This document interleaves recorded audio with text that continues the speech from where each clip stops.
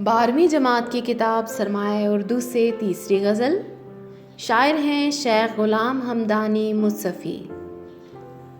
दुनिया में जब तलक के मैं अंदोहगी रहा, गम दिल से और दिल से मेरे गम करी रहा।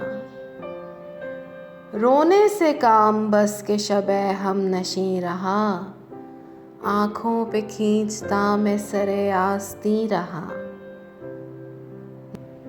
नाजुक मिजाज था मैं बहुत इस चमन के बीच, जब तक रहा तो खंदाए गुल से हज़ीं रहा।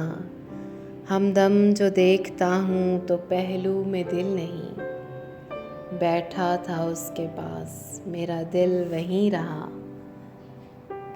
आखिर को हो के लाला उगा नौबहार में, खूने शहीद इश्क ना ज़ेरे ज़मीं रहा।